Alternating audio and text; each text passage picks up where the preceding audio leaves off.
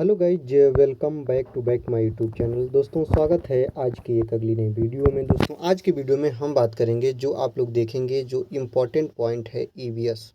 कौन पॉइंट दोस्तों? ईवीएस। जो ईवीएस को आप कवर करने वाले हैं, जो ईवीएस पर्यावरण अध्ययन, चाहे वो आपका यूपी टेट हो, चाहे वो आपका सी टेट हो, चाहे वो आपका सुपर टेट हो, सभी को ध्यान में रखते हुए यह वीडियो और ये पीपीटी तैयार की गई है। दोस्तों इसमें आप पूरे 40 क्वेश्चन को कवर करेंगे। 40 क्वेश्चन देखने के बाद आपको लगभग से लगभग 100 क्वेश्चन आपके कवर हो जाएंगे। तो चलिए आज की वीडियो को स्टार्ट करते हैं। स्टार्ट करने से पहले आपसे रिक्वेस्ट करेंगे कि चैनल पर नए हैं तो चैनल को सब्सक्राइब करिए, बेल आइकन को प्रेस करिए। चलिए देखते हैं है कि ओरिनोथोलॉजी किसके अध्ययन से संबंधित है। यह एक शाखा है ओरिनोथोलॉजी, जो कि पक्षियों से संबंधित है। किससे है दोस्तों? पक्षियों से। आपको बता दें यह प्राणी शास्त्र की एक शाखा है। ओरिनोथोलॉजी यह प्राणी शास्त्र की एक शाखा है जिसमें पक्षियों का अध्ययन किया जाता है। इस बात को याद रखिएगा। जो कैंसर होता है, कैंसर की जो अध्ययन की जो शाखा है उसको ऑकोलॉजी बोलते हैं। इस बात को याद रखिएगा। और मिट्टी की जो शाखा है, मिट्टी को पेडोलॉजी के अंदर, जो पेडोलॉजी है इसके अंतर्गत मिट्टी की पहचान की जाती है।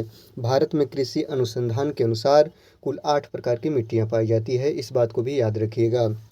अगर बात कर लें 8 प्रकार की मिट्टियों की, तो जलोढ़ मिट्टी, काली मिट्टी, लाल मिट्टी, लेटराइट मिट्टी, पर्वतीय मिट्टी, दलदली मिट्टी, मरुस्थलीय मिट्टी और लवणीय मिट्टी, ये पूरे 8 प्रकार की मिट्टियाँ होती हैं। मिट्टी का जो अध्ययन होता है वह पेडोलॉजी के अंतर्गत, कैंसर का अध्ययन ऑकोलॉजी के अंतर्गत और ओरिनोथोलॉजी पक्षियों का अध्ययन किया जाता है इसमें। इस बात को याद रखिएगा। अगर बात कर लें यहीं पर स्तनधारी की, तो स्तनधारी जीव वे जीव कहे जाते हैं जो बच्चों को जन्म देते हैं और उसको स्तनपान कराते हैं, अर्थात उनको दूध पिलाते हैं। यह जीव कौन होते हैं? जो बच्चों को स्तनपान, अपने जीवों को मतलब अपने बच्चों को स्तनपान कराते हैं, अर्थात दूध पिलाने का कार्य करते हैं, उसे हम स्तनधारी कहते हैं। इस बात को याद रखिएगा। आगे देखते हैं न्यूमिज्मेटिक। न्यूमिज्मेटिक किसके अध्ययन से संबंधित है प्यारे?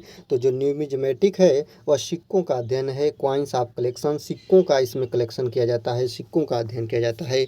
इस बात को याद रखिएगा, समझिएगा और समझने की कोशिश कीजिएगा। न्यूमिज्मेटिक जो है वह सिक्कों का अध्ययन है। ईवीएस में 2 बार प्रश्न पूछा हुआ है, इस बात को भी देखेंगे। आगे देखते हैं अर्जुन पुरस्कार किस क्षेत्र में उत्कृष्टता के लिए दिया जाता है। ध्यान दीजिएगा, जो पुरस्कार होते हैं, भारत का सबसे बड़ा पुरस्कार भारत रत्न है। इसी कड़ी में हम जानेंगे कि जो अर्जुन पुरस्कार है वह किस क्षेत्र में, जो उत्कृष्टता का मतलब महानता के लिए दिया जाता है, तो खेल कूद में। याद रखिएगा, अर्जुन पुरस्कार खेल कूद में दिया जाता है। इस बात को याद रखिएगा, समझिएगा। आगे देखते हैं, अगला है नेहरू कप का संबंध किस खेल से है।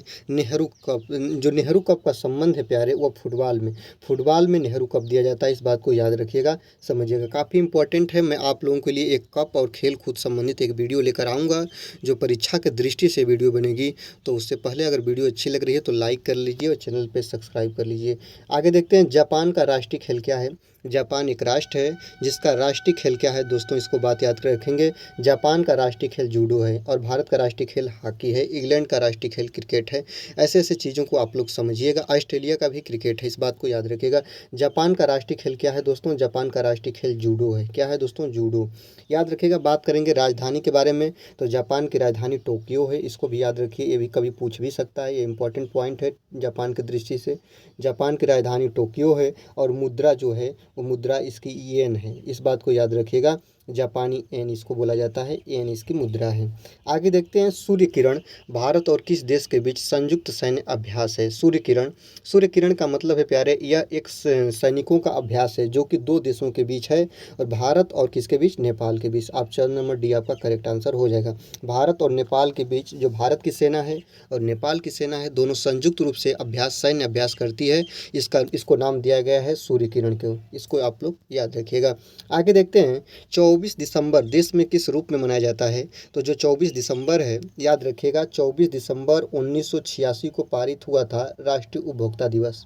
याद रखिए, राष्ट्रीय उपभोक्ता दिवस 24 दिसंबर 1986 को पारित हुआ था। इसी कड़ी में प्यारे हर साल राष्ट्रीय उपभोक्ता दिवस मनाया जाता है 24 दिसंबर को। इस बात को आप लोग याद रखिएगा। चलिए आगे देखते हैं। आगे है पोलो खेल का प्रचलन भारत में किस राज्य में हुआ। तो पोलो खेल याद रखेगा, जो पोलो खेल है जो आज काफ़ी विदेशों में प्रचलित है। पोलो खेल का प्रचलन या पोलो खेल सर्वप्रथम भारत में इसका उत्पत्ति हुई है। और याद रखिएगा, भारत में इसके उत्पत्ति रेवा रेवा एक जगह है। रेवा को अगर हम न देखें तो भारत में सर्वप्रथम इसका स्टार्ट हुआ मणिपुर में। कहाँ पे दोस्तों? मणिपुर में स्टार्ट हुआ पोलो खेल का प्रचलन। ये भी बात को आप लोग याद रखिएगा। मणिपुर में पोलो खेल का प्रचलन स्टार्ट हुआ और विदेशों में इसका आज की दृष्टि में काफ़ी इम्पोर्टेंट खेल मानी गई है पोलो। इसको आप लोग कवर करेंगे। आगे देखते हैं, भारत में पहली बार सफ़ेद बाघ कहाँ देखा गया? तो भारत में पहली बार जो सफ़ेद बाघ है वो एमपी के रेवा में देखा गया। याद रखिए, रेवा जो किसका हिस्सा है? मध्य प्रदेश का हिस्सा है, एमपी का। इस बात को याद रखिएगा। आगे देखते हैं, इकोसिस्टम काफ़ी पारिस्थितिकी इंपॉर्टेंट पॉइंट जो पर्यावरण अध्ययन की दृष्टि से। इकोसिस्टम शब्द का प्रयोग किसने किया? तो इकोसिस्टम, आपको इसमें जो ज़्यादा टाइम नहीं लेना होगा। इकोसिस्टम काफ़ी प्रचलित और काफ़ी इंपॉर्टेंट है पर्यावरण दृष्टि के अध्ययन से। एजी टेंसले जो हैं वह इकोसिस्टम का सर्वप्रथम प्रयोग किए थे, जो पर्यावरण अध्ययन में पारिस्थितिकी शब्द काफ़ी इंपॉर्टेंट होता है। तो ऑप्शन नंबर डी आपका करेक्ट आंसर हो जाएगा। चलिए आगे देखेंगे। आगे है आपका 11 नंबर क्वेश्चन। इकोसिस्टम शब्द ये तो हो गया। आगे देखते हैं, लोक नृत्य करने वाले को क्या कहते हैं? लोक नृत्य। याद रखिएगा, नृत्य का मतलब होता है प्यारे डांस। क्या होता है? डांस मतलब नाच। लोक नृत्य करने वाले को क्या बोलते हैं? लोक नर्तक बोलते हैं। ये बात ऑप्शन नंबर सी में लिखा गया है। इस बात को याद रखिएगा, लोक नर्तक। और याद रखिएगा, पुरुष को लोक नर्तक बोलते हैं और स्त्री को लोक नर्तिका बोलते हैं। इस बात को याद रखिएगा। आगे देखते हैं, निम्नलिखित नृत्यों में से गुजरात से संबंध रखने वाला नृत्य कौन सा है? क्वेश्चन नंबर 13 देखेंगे। गुजरात से संबंध रखने वाला, याद रखिएगा, डंडिया जो है वह गुजरात में ये नृत्य होती है। कहाँ पे होती है प्यारे? गुजरात में। जो गुजरात का संबंध डंडिया से है, इस बात को याद रखिएगा। बात करेंगे कुचिपुड़ी की, तो कुचिपुड़ी जो है आपका आंध्र प्रदेश। कहाँ पे प्यारे? आंध्र प्रदेश। जो आंध्र प्रदेश का यह डांस है, यह नृत्य है, काफ़ी इंपॉर्टेंट है आंध्र प्रदेश का। आगे देखेंगे, बांस नृत्य कहाँ पे है? मिजोरम में। मिजोरम में बांस नृत्य काफ़ी इंपॉर्टेंट है। बांस नृत्य ये होता है मिजोरम में। इस बात को याद रखिएगा। आगे देखेंगे, विदेशिया कहाँ है? तो बिहार में। बिहार का यह काफ़ी प्रचलित नृत्य है, जिसको हम लोग विदेशिया बोलते हैं। इस बात को याद रखिएगा। डंडिया गुजरात का नृत्य है, कुचिपुड़ी आंध्र प्रदेश का है, बांस नृत्य मिजोरम का है और विदेशिया जो है वह बिहार का लोक नृत्य है। इस बात को याद रखेंगे। आगे देखते हैं, हैप्पी केस स्पाइडर। जो हैप्पी फेस स्पाइडर नामक मकड़ी कहाँ पाई जाती है? हैप्पी फेस स्पाइडर जो कि मकड़ी है, जो जाला बुनने का कार्य करती है, यह कहाँ पे पाई जाती है? इस बात को अगर आप लोग बारीकी से पढ़ेंगे तो एक मकड़ी की प्रजाति है हैप्पी फेस स्पाइडर। क्या है? मकड़ी की एक प्रजाति है और जो पाई जाती है हेवाइन आइलैंड्स में। जो ऑप्शन नंबर डी है, काफ़ी इंपॉर्टेंट है। नाम थोड़ा अटपटा है। हवाईयन आइलैंड्स में इसको उत्पत्ति हुई है या पाई जाती है, जो हैप्पी फेस स्पाइडर है, जो कि मकड़ियों की एक प्रजाति है। इसको याद रखिएगा, जो अपने भारत में नहीं पाई जाती है। आगे देखते हैं, भारत रत्न से सम्मानित किए जाने वाले लोगों की सूची में कौन शामिल नहीं है? याद रखिएगा, भारत का सबसे बड़ा प्रतिष्ठित सम्मान भारत रत्न जो है, इस कौन ऐसे व्यक्ति हैं कि जिनको नहीं मिला? इनमें से कोई नहीं, ये तो होगा नहीं। आगे देखिएगा, जो कहा है अटल बिहारी वाजपेयी को भारत रत्न मिला है। मदन मोहन मालवीय साहब को भी भारत रत्न मिला है, लेकिन KR नारायण को भारत रत्न नहीं मिला। इसलिए ऑप्शन नंबर सी आपका करेक्ट आंसर हो जाएगा। इस बात को याद रखिएगा। आगे देखते हैं, मिशन इंद्रधनुष का संबंध किससे है? मिशन इंद्रधनुष, याद रखिएगा, इंद्रधनुष में रंगों की संख्या 7 होती है, जिसको वी की ओर से याद करते हैं, VIBGYOR। ये भी याद रखिएगा, जिसको वायलेट, इंडिको, ब्लू, ग्रीन, येलो, ऑरेंज और रेड बोलते हैं। तो मिशन इंद्रधनुष का संबंध किससे होता है प्यारे? तो मिशन इंद्रधनुष का संबंध टीकाकरण से है। किससे है दोस्तों? टीकाकरण से। टीकाकरण का अर्थ होता है प्यारे, किसी भी रोग से लड़ने के लिए उस रोग के प्रति जो भी व्यक्ति, मनुष्य, मानव समाज या जीव जंतु होते हैं, उनके अंदर प्रतिजैविक कोई भी चीज़ डाल देना, जिससे रोगों से लड़ने की उसके अंदर क्षमता उत्पन्न हो जाए, उसे हम लोग टीकाकरण कहते हैं। जो मिशन इंद्रधनुष का संबंध टीकाकरण से है, अधिक से अधिक टीकाकरण करना ही मिशन इंद्रधनुष का लक्ष्य होता है।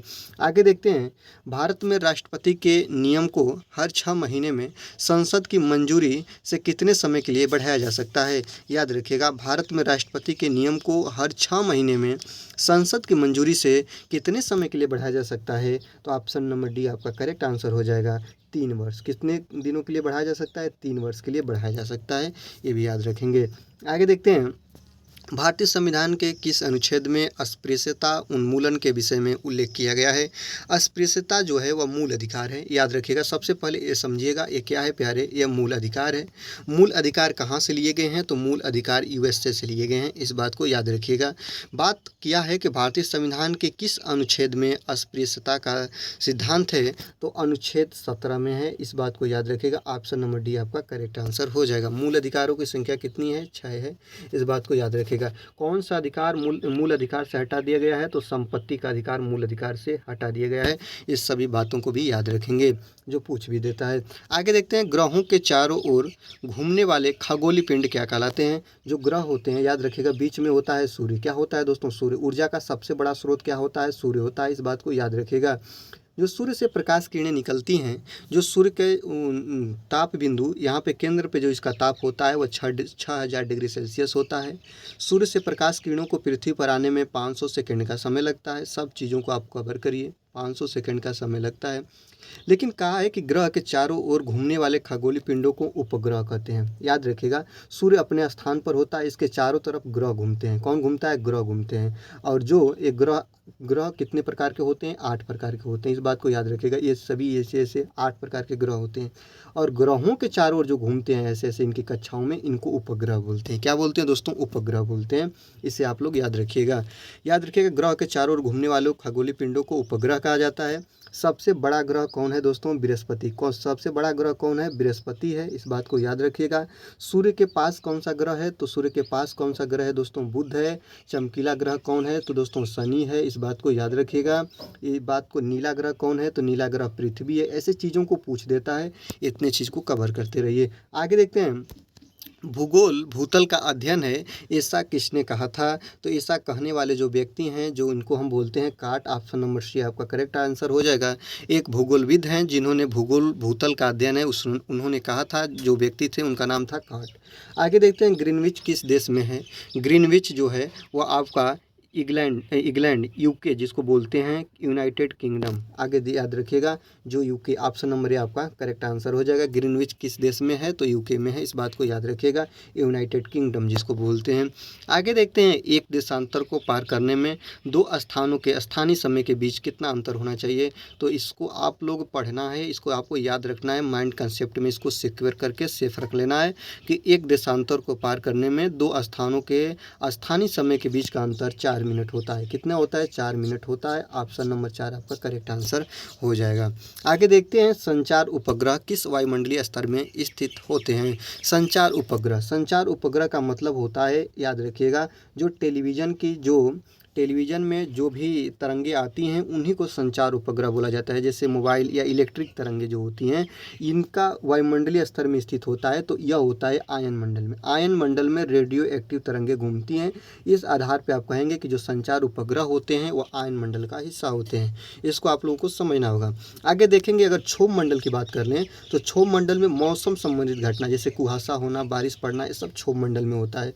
जो पृथ्वी का जो मंडल का सबसे निचला सतह होता है, जो पृथ्वी के पास सबसे मंडल होता है, उसे हम क्षोभ मंडल कहते हैं, जिसमें कुहासा, बादल लगना, ये सभी घटना इसी में होती है। इसको आप लोग याद रखिएगा। ये बात याद रखिएगा, क्षोभ नहीं प्यारे, यहाँ पे क्षोम लिखा है, ऑप्शन नंबर डी होगा। क्षोभ मंडल में सब होता है, इस बात को याद रखिएगा। वायुवान, ये जो ऑप्शन है क्षोभ मंडल है, ये गलत ही ऑप्शन है, ठीक ना।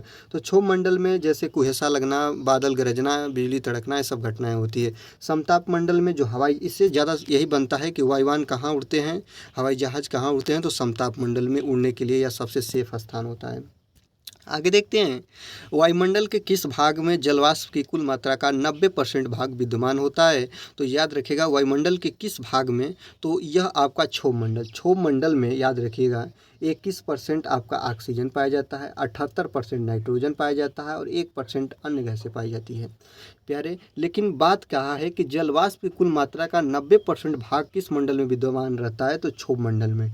क्यों? क्योंकि क्षोभ मंडल में ही बारिश, बिजली तड़कना, कुहेसा होना, कुहेसा जलवाष्प का एक रूप होता है, सभी ये क्षोभी मंडल में आपको मिल जाएंगे। इस आधार पे आप कह सकते हैं कि 90% भाग विद्यमान होता है। यह रिपीटेड क्वेश्चन है, यह सीटेट में पूछा हुआ क्वेश्चन है, इस बात को याद रखिएगा। आगे देखते हैं कैप्सूल का आवरण बना होता है। जो कैप्सूल होते हैं जिनको हम और आप दवा के रूप में मेडिसिन के रूप में यूज करते हैं, उसका जो आवरण होता है वह किसका बना होता है? तो जिसको आप इसको देखेंगे, इसका जो आवरण होता है वह स्टार्च का बना होता है। किसका बना होता है? स्टार्च का बना होता है। जो आप लोग इसको ऑप्शन को देखेंगे तो स्टार्च ऑप्शन नंबर डी में मिल जाएगा। स्टार्च का बना हुआ होता है कैप्सूल का आवरण, जो कि जल से अभिक्रिया करके इसका अपघटन हो जाता है, मतलब ये विघटित हो जाता है।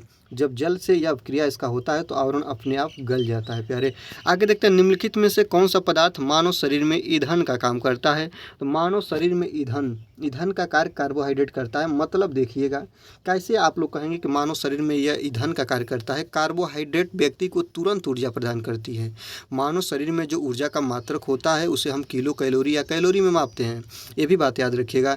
लेकिन जो ईंधन होता है, ईंधन का मतलब जो तुरंत मानव शरीर को खाएं और तुरंत आपको ऊर्जा मिल जाए, वह कार्बोहाइड्रेट होता है। तो मानव शरीर में कौन सा पदार्थ ईंधन का कार्य करता है? तो वह कार्बोहाइड्रेट होता है, जो केले और चावल में अधिक मात्रा में पाया जाता है। आगे देखते हैं शहद में मुख्यतः होता है। याद रखिएगा, शहद जो मधुमक्खियों से या उत्पन्न होता है, तो शहद में कौन सा प्रोटीन सबसे ज़्यादा होता है या कौन सा विटामिन सबसे ज़्यादा होता है? शहद की बात करें तो कार्बोहाइड्रेट। याद रखिएगा का ऑप्शन नंबर बी आपको कार्बोहाइड्रेट शहद में सबसे ज़्यादा होता है, याद रखिएगा। और प्रोटीन किस में ज़्यादा पाई जाती है? तो प्रोटीन की बात कर लें तो दाल में पाई जाती है सबसे ज़्यादा, ये बात याद रखिएगा। सोयाबीन में भी प्रोटीन सबसे ज़्यादा मात्रा में पाई जाती है, इस बात को याद रखिएगा। वसा किस में ज़्यादा पाई जाती है? तो तैलीय पदार्थ मतलब जैसे घी हो गया या तेल से बने हुए जो पदार्थ होते हैं उसमें वसा ज़्यादा पाई जाती है। विटामिन याद रखिएगा, विटामिन की खोज फंक नामक वैज्ञानिक ने किया है। Vitamin A, B, C, D, E के पूरे 6 प्रकार की होती हैं, याद रखिएगा। विटामिन के बारे में थोड़ा सा हम बात कर ले दोस्तों। यहाँ पे बी और सी ऐसी विटामिन है जो जल में घुलनशील हैं, और ए, डी, ई के याद रखिएगा, ए, डी, ई के जो हैं दोस्तों यह वसा में घुलनशील विटामिन है। ये भी प्रश्न बनता है तो इसको भी आप लोग कवर करते रहिए। आगे देखते हैं निम्नलिखित में से सर्वाधिक ऊर्जा प्रदान करता है। तो निम्नलिखित में से सर्वाधिक ऊर्जा प्रदान मैं आपको पहले भी बताया हूँ, कार्बोहाइड्रेट होता है, जो कि मनुष्य का ईंधन कहलाता है। आगे देखते हैं सोयाबीन में प्रोटीन का प्रतिशत होता है, कितना होता है? 42%। ये भी याद रखिएगा, सबसे ज़्यादा प्रोटीन सोयाबीन में पाई जाती है जो 42%। इसके बाद आपका आता है दाल में पाई जाती है, इसको भी याद रखिएगा। आगे देखते हैं किस में प्रोटीन नहीं पाया जाता है। तो किस में जो होता है वह प्रोटीन नहीं पाया जाता है, तो आप लोग देखिएगा, देखिए दूध में प्रोटीन पाया जाता है, चावल में भी पाया जाता है, दाल में भी पाया जाता है। मांस में प्रोटीन नहीं, मांस और चावल याद रखिए, मांस में भी प्रोटीन पाया जाता है, दाल में भी पाया जाता है, दूध में भी पाया जाता है, चावल में नहीं पाया जाता है। तो इसलिए ऑप्शन नंबर बी आपका सही हो जाएगा। चावल में कार्बोहाइड्रेट पाया जाता है। क्या पाया जाता है दोस्तों? कार्बोहाइड्रेट पाया जाता है। आगे देखते हैं, अगला है कि निम्न द्रव में से ध्वनि सबसे तेज यात्रा करती है। ध्वनि की स्पीड के बारे में बात कहा है कि साउंड की स्पीड किस में ज़्यादा होती है। साउंड की जो स्पीड होती है वह किस में ज़्यादा होती है? तो साउंड की स्पीड जो होती है प्यारे, आप लोग इसको याद रखिएगा। देखिएगा यहाँ पे मैं बता दूँ, सबसे पहले आता है ठोस में सबसे ज़्यादा होती है, इसके बाद आपका द्रव में होती है, और इसके बाद किस में होती है? गैस में होती है, याद रखिएगा। तो इसमें देखिए वायु में ध्वनि की चाल होती है लेकिन ज़्यादा नहीं होती है। निर्वात में ध्वनि चल ही नहीं सकता है। जल में ध्वनि की चाल थोड़ा कम होती है, और वायु में जो होती है वो भी कम होती है। लेकिन स्टील जो है प्यारे, ऑप्शन नंबर ए मानिएगा, स्टील जो है वह क्या है? ठोस है। इस आधार पे कहेंगे कि स्टील में सबसे ज़्यादा ध्वनि की चाल होती। लगभग जो ठोस होते हैं उसमें 5100 से 5200 मीटर पर सेकेंड होती है, 5100 मीटर पर सेकेंड होती है। द्रव जो होता है लगभग 1400 मीटर पर सेकेंड होती है, और गैस मतलब वायु में ध्वनि की चाल 332 मीटर प्रति सेकेंड होती है। इस बात को याद रखिएगा। इस आधार पर आप कहेंगे कि स्टील में ध्वनि की चाल सबसे तेज यात्रा करेगी। आगे देखते हैं किस माध्यम में ध्वनि सबसे तेज चलती है। आगे बताए ही हैं, ठोस में चलती है। आगे देखते हैं मैक अंकों का प्रयोग वेग के संबंध में किया जाता है। मैक एक अंकों का प्रयोग होता है, वेग के संबंध में किया जाता है। किसके नापने में किया जाता है? इसको याद रखिएगा, वायुयान के। किसके? वायुयान के जो मैक संख्या का प्रयोग होता है, यह वायुयान के वेग को नापने में किया जाता है। हवाई जहाज के वेग को मापने में मैक अंकों का प्रयोग किया जाता है। इस बात को याद रखिएगा। ध्वनि या ध्वनि प्रदूषण मापा जाता है, याद रखिएगा। ध्वनि मतलब होता है, जैसे कि ध्वनि प्रदूषण क्या होता है? ध्वनि की मात्रा का तेज हो जाना, आवश्यकता से अधिक हो जाना ही ध्वनि प्रदूषण कहलाता है, जो कि वहाँ के मानव संपदा को हानि पहुँचाए, वही ध्वनि प्रदूषण है। शोरगुल, बहुत तेज़ी से बोलना, याद रखिएगा। ध्वनि प्रदूषण को डेसिबल में मापा जाता है। इसका जो थंबनेल होता है, जो संक्षिप्त रूप होता है, डीबी होता है। इस बात को याद रखिएगा। आवृत्ति का मात्रक हर्ट्ज होता है, याद रखिएगा। जो जैसे पराध्वनि का प्रयोग होता है ना, ऐसे एक क्वेश्चन ये भी आप लोग यहीं पे याद रखिए। जैसे हवा समुद्र में या बहुत गहरे पानी में डूबी हुई वस्तुओं का पता प्रतिध्वनि के माध्यम से लगाते हैं, जो विधि सोनार कहलाती है। इस बात को याद रखिएगा। समुद्र में डूबी हुई वस्तु का पता सोनार विधि द्वारा लगाया जाता है, जो कि पराध्वनि भेजा जाता है। इस बात को आप लोग याद रखिएगा, इस बात को भी समझिएगा। पराध्वनि क्या होता है? किसी सतह से ध्वनि का टकरा कर वापस आना ही पराध्वनि कहलाती है। आगे देखते हैं पर्यावरण के अजैव अवयव का उदाहरण है। याद रखिएगा, पर्यावरण में जैव और अजैव, याद रखिएगा। जैव जो होता है जिसमें जीवन पाया जाए, और अजैविक होता है या अजैव जो होता है जिसमें जीवन की उत्पत्ति न हो, जीवन न पाया जाता हो। तो पर्यावरण के अजैव उदाहरण कौन कौन है दोस्तों? अगर अजैव उदाहरण की बात कर लें तो याद रखिएगा, वनस्पति जो है वह जैविक उदाहरण का है। जानवर जो है यह जैविक उदाहरण है। वायु, याद रखिएगा, वायु जो है वह अजैविक उदाहरण का स्रोत है, जिसको आप लोग बोलिएगा एयर। एयर क्या है? तो अजैविक है। क्या है दोस्तों? अजैविक संपदा है। और जैविक संपदा वनस्पति और जानवर, मनुष्य, गाय, भैंस, भेड़, बकरियां, ये सभी जैविक में आएंगे। और इसके बाद आपका पहाड़ हो गया, पत्थर हो गया, झरना, नदी हो गया, ये सभी अजैविक में आ जाएंगे। इस बात को याद रखेंगे। आगे देखते हैं सौर ऊर्जा का सबसे बड़ा यौगिकरण कौन है। याद रखेगा, सौर ऊर्जा जो सूर्य से प्राप्त ऊर्जा होती है, इसे हम लोग बोलते हैं सौर ऊर्जा। और सौर ऊर्जा का सबसे बड़ा यौगिकरण जो करता है वह हरे पौधे करते हैं। इस बात को याद रखेगा। सूर्य से प्रकाश ऊर्जा का प्रयोग कौन करता है? तो हरे पौधे करते हैं। इसे सूर्य के प्रकाश की उपस्थिति में भोजन बनाते हैं। याद रखिएगा, जो वायुमंडल से CO2 लेते हैं, जिसको कार्बन डाइऑक्साइड गैस बोलते हैं, जो मनुष्य इसको निर्वहित करता है, इसको और सूर्य के प्रकाश किरणों को लेकर इसके पत्तियों से अपना भोजन बनाते हैं। भोजन बनाने के बाद यह O2 का निर्वहन करते हैं, ऑक्सीजन को ये निर्मुक्त करते हैं, जिसको मनुष्य संप्रदाय यूज करता है। आगे देखते हैं पृथ्वी शिखर सम्मेलन कब हुआ था। तो याद रखिएगा, पृथ्वी शिखर सम्मेलन रियो दी जेनेरो में हुआ था। याद रखिएगा, ऑप्शन नंबर डी आपका करेक्ट आंसर हो जाएगा। रियो दी जेनेरो में हुआ था, जो कहाँ है, कब हुआ था? 1912 में हुआ था, जो कि ब्राज़ील में है। कहाँ है दोस्तों? ब्राज़ील का ये हिस्सा है, ब्राज़ील का एक हिस्सा है रियो दी जेनेरो, जो पृथ्वी शिखर सम्मेलन 1912 में यहीं पे हुआ था। आगे देखते हैं राष्ट्रीय वनस्पति उद्यान कहाँ स्थित है। तो याद रखिएगा, राष्ट्रीय वनस्पति उद्यान जो भारत के यहाँ पे देखिएगा लखनऊ में उपस्थित है। ऑप्शन नंबर सी आपका करेक्ट आंसर हो जाएगा। यूपी टेट में प्रश्न 2 बार पूछा हुआ है प्यारे। लखनऊ में राष्ट्रीय वनस्पति उद्यान लखनऊ में उपस्थित है। इस बात को याद रखिएगा। इसी क्रम में यह भी काफ़ी वेरी इंपॉर्टेंट है कि भारत में वन अनुसंधान संस्थान कहाँ स्थित है। तो यह है दोस्तों देहरादून में। कहाँ है? देहरादून में। देहरादून कहाँ पड़ता है? उत्तराखंड का यह एक हिस्सा है, उत्तराखंड। याद रखिएगा, काफ़ी इंपॉर्टेंट पॉइंट है। भारत में वन अनुसंधान उत्तराखंड के देहरादून में है, इसको याद रखेंगे। अगला और लास्ट क्वेश्चन देखेंगे, पृथ्वी का विशालतम पारिस्थितिकी तंत्र कौन है। तो पृथ्वी का विशालतम, याद रखिएगा, पृथ्वी पर सबसे ज़्यादा जल पाया जाता है। तो पृथ्वी का सबसे विशालतम पारिस्थितिकी जो तंत्र है दोस्तों, वह जलमंडल होगा। पृथ्वी का 1/3 हिस्सा, मतलब पृथ्वी को तीनों तरफ से जो घेरे हुए है, वही पृथ्वी का विशालतम पारिस्थितिकी तंत्र है, जो कि सबसे बड़ा जो है वह जलमंडल है। इस बात को याद रखिएगा। और छोटा जो है, इसके बाद स्थलमंडल, जीवमंडल। यहाँ पे मैं आपको एक बात बता दूँ, ध्यान दीजिएगा। ये मानिए जलमंडल है, जलमंडल। ये मानिए आपका स्थलमंडल है, स्थलमंडल। और ये मानिए आपका जलमंडल, स्थलमंडल, और ये आपका वायुमंडल है। लेकिन याद रखिएगा, जो ये पॉइंट है दोस्तों, ये पॉइंट है, यही पॉइंट आपका क्या हो जाएगा? जीवमंडल हो जाएगा। जहाँ पे जलमंडल, स्थलमंडल और वायुमंडल तीनों मिले, उसे हम लोग बोलते हैं जीवमंडल। तो पृथ्वी का विशालतम पारिस्थितिकी तंत्र है जो आपका जलमंडल, क्योंकि पृथ्वी पर सबसे ज़्यादा जो है वह जल पाया जाता है। प्यारे, आज की वीडियो में बस इतना ही। मिलते हैं अगले वीडियो में। ऐसे ही वीडियो की श्रृंखला आपके लिए मिलती रहेगी अभिषेक एकेडमी के इस ऑनलाइन यूट्यूब चैनल पे। तो वीडियो अच्छी लगे तो वीडियो को लाइक करें, और चैनल पर नए हैं तो चैनल को सब्सक्राइब करके बेल आइकन को प्रेस करें, और वीडियो को अधिक से अधिक लोगों के साथ शेयर करें। तब तक के लिए धन्यवाद। मिलते हैं अगले वीडियो में।